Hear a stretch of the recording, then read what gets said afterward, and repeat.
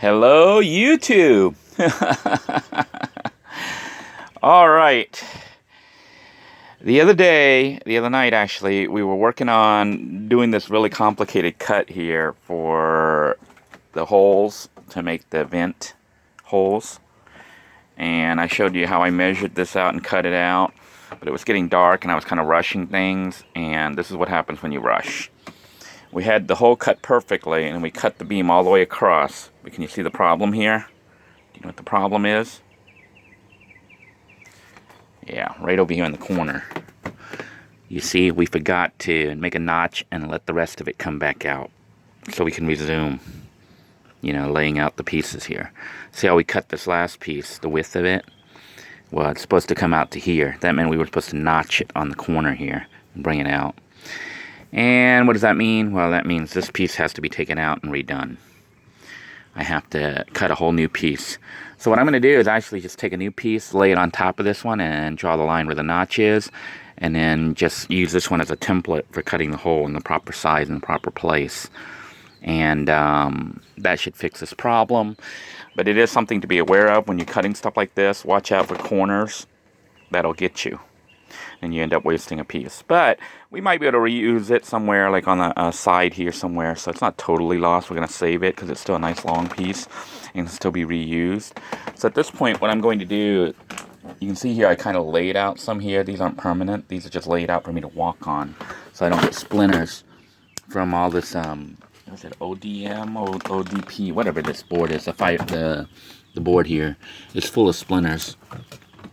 But basically, we're going to take this right here, face it in the same direction. Actually, they are cut with this flat side up. And what I'm going to do is actually mark it where it needs to go. The line needs to go like up to. So right here is how far I want to take it. So I'm going to put a little mark here, for the corner. Basically, we want to make sure this is lined up. I think that goes under. Yeah, I think this one will actually go a little bit under there. So to go up to the corner, and we'll take it out as far as the corner, which is right over here. So that's where I will draw my little line with my pencil, if I can find my pencil. What do I do with my pencil? Here's the pencil. So this is how far we need to go up. So we'll go right up to the edge right over here. Oops, the wrong one. Marked the wrong one. That's how far we're going to go, right up to that line right there. Erase that little mark. And it's going to cut across here and in a notch. So I'm going to take this thing out, this old one here, and use it as a template, because it's just going to lay right on top of this one. And it's better to, I guess it's better to show you how this piece right here will be used as template than to just talk about it. So let me go ahead and unscrew this vent, take that out, and trace a new template. Alright, so we've removed the vent now, and this is the piece that we had there, which I'm going to use as a template right here. So I made sure that I have this flat side laying that way, because that's how it's going to go down. And then this is how we're going to make the new template the same match. So I'm going to line this up. And this is how we're going to make our cut. So we line this up, make it square here. This is and then I'm just going to draw a line. But then when I get to here, at this spot right here, this is where I'm going to draw a line in and cut right here. Now, do you understand? We're just cutting out that part and the center part. So we're going to draw a line right here, because this is how far out we want to go. It's kind of losing a piece, we kind of messed up, but oh well. So I'm taking this and I'm going to go across, straight across to here. And this is our cut right here. And then straight up. So let me go ahead and trace the line. You see how I did that? I just drew across. This is going to go right here around the corner. This piece will be going around the corner right here. And then we're going to draw our line here and our line in the center. So let me do that. It's going to take two hands to do this. Okay, here then is where we're going to make our new cut. You can see I traced the line right there. I'm going to cut out this shape right here, this little rectangle. Then also the center area here for the vent. So let's get outside, and that's what we're going to be doing. We're going to be cutting. We're going to be cutting the piece that's missing, the center part and that little side.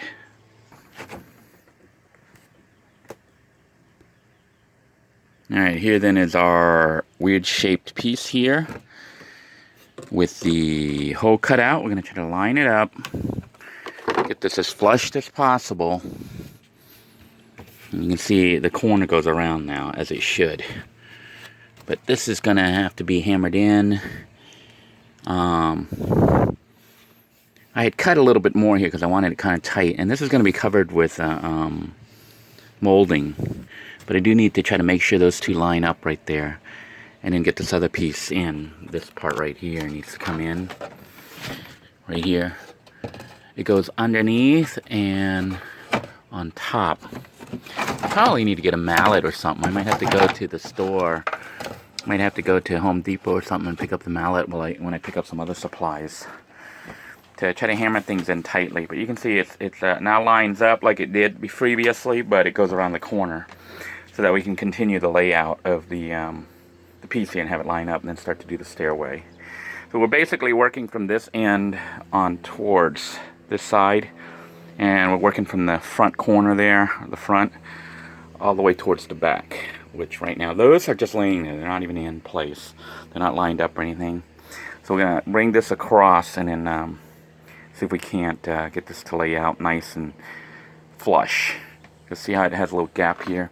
I may need to get a mallet and bang things into place so that we kind of seal it a little bit better. We don't have these lines running all throughout the whole thing. So let me put the vent back on there and show you what it looks like. Here then is what the finished install of the vented area here looks like. You can see I pressed it pretty tight, and that's how close the gap should be. It's hard to see even that there's a gap where the two pieces join. This needs to be pressed in, but I might need to get a mallet or something to bang this. And you can see right here, the front piece here, I need to push that back a little bit and kind of just make things as tight as possible. And then once the molding goes in place, it should help to hold things down. But you can see that piece right there needs to be pressed in and pushed tighter and slid back to make the connection here. Because I didn't really screw it or anything up here up front. So we're going to press it in and try to get it to lock in place and see if we can't get it to look better before we start laying out more pieces.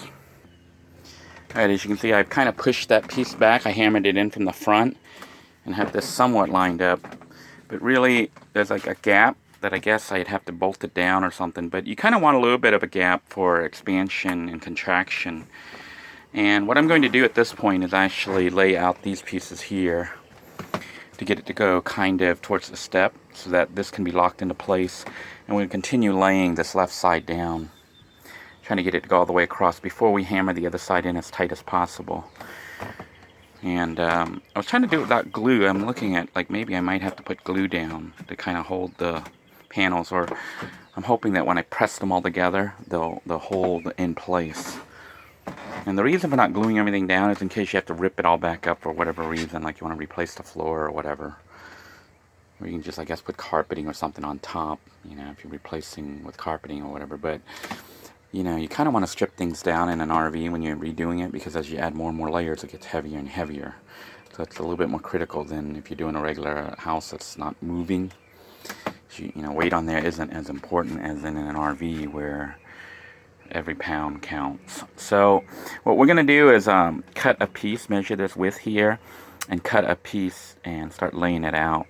And trying to see where I need to cut it here on the edge and line it up. And I'm not going to bother doing these little trim edges here yet, but we're going to try to get it to come across to here and close this part out so that this will be done, you know, this side, and then start to work my way towards the center. At least that's the plan. So what I will do now is actually just take a piece here and measure it. I'm just going to lay it out like this. You see, I actually measure without really measuring. I just kind of line it up. And I'm going to draw a line right there, and that's where the cut's going to be. So that's the width of this piece that needs to go here. And I'm probably going to need 2 of them. So we'll make a cut. We'll make a line right here with my pencil and just cut this straight across. You can see here I've cut this perfectly to size. As perfectly as I could make it. And what we're going to do to kind of keep this in place, I am going to put a little screw here to hold it down on each side, just to hold this one in place. And we're going to cut another piece and then have to cut that to fit this width right here. I might try to find a scrap piece that hopefully is wide enough, rather than cutting a whole new piece. We're going to cut like a thin scrap piece, you know, if it'll fit there. And lock that into place. You can see that was the other portion of it that was cut off from this. I'm going to be using it over there to do the side walls, to make it look pretty instead of that ugly ODM or ODB or whatever that board is called. So we're going to screw that in and kind of lock it into place and then proceed from there. Alright, I just finished screwing these pieces here into place. So this one will kind of hold. It's a little bit floating, but that's okay. We're going to lay another piece across here. So I'm going to look for scrap that will fit there and then cut that to width. And then we'll probably have to trim the edge off so it looks smooth and try to make it look pretty. At least that's the plan. See what happens. Alright, this is the piece of the scrap that we had messed up earlier, where we cut the vent and it was wrong. But I'm taking it and I'm measuring it, and it looks like it's just the right width to cut it. So I'm going to cut it straight across, and it looks like about the right width to go across here. So we're going to try it and see how it looks. And if it works, we just salvaged our scrap piece. Here then is the scrap piece that we just cut, and you can see it is like a perfect fit. So just need to like fix this edge here later. So I'm not gonna bolt this down yet. And fix that later and try to run trim across. And then I need little pieces that go along the side here. Might even need some wood here to bring it up. Or I might not even worry about it. Because remember, this van isn't, this RV isn't perfect. It's just good enough. It allows us to finish things when we don't really care about everything being perfect.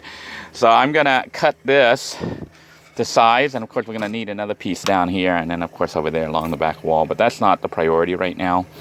So what we'll do is go ahead and continue laying the rest of the flooring in and seeing how we can get all that to fit.